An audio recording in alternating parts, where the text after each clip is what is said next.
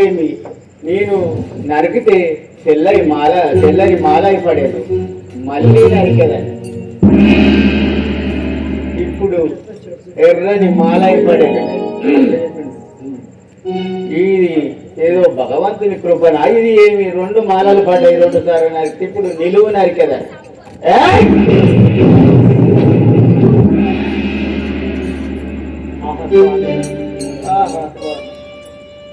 కట్టయ్య, మా యొక్క గురుస్వామి ఎందుకని నువ్వు కట్టుతున్నారు కాబట్టి? ఓ సిద్ధయ్య, అలా అంటుంటివా? పొట్ట లోపల దేవుడు ఉన్నాడని నీకు చెప్పగా నేను విని నా బంగారం లాంటి భార్యను చంపుకున్నాను సిద్ధయ్య. నాయన కక్కయ్య, ఎంత పని చేస్తే మీ గృహమునకు పోవుదాం పద. సరే వెళ్దాం పద. నాకు దేవుళ్ళని చూస్తామని ఆశగా ఉండి నా యొక్క భార్యను చంపుగా. భావభావాలకు కట్టుబడి ఉంటావా? ఉంటాను స్వామి, ఒక కళ్ళుకు సెలవు ఇవ్వండి. అన్నిటికీ ఓకే. అట్లయితే నేను వెళ్ళిపోతాను కక్కయ్య.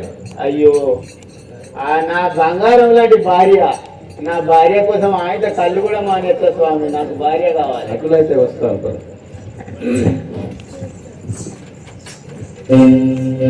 స్వామి, ఇదే నా గృహం. సరే, నేను లేపుతాను. ఓ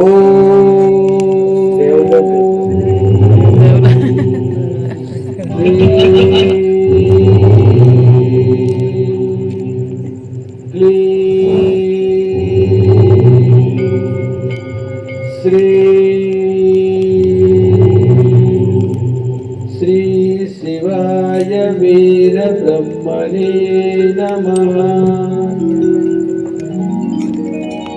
నాయనా కక్కయ్య. స్వామి.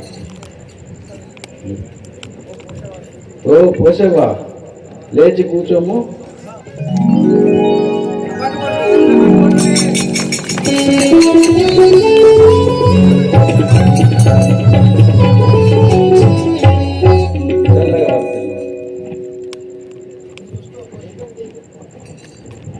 ఓహో స్వామి, నా పోటీ లేపడం నాకు చాలా ఆనందంగా ఉన్నది. పాలదాసులం అవుతాం స్వామి. నాయన కక్కయ్య, మీకు కొంత కాలజ్ఞానం కూడా చెప్తాను, నిశ్చలముగా కూర్చోండి.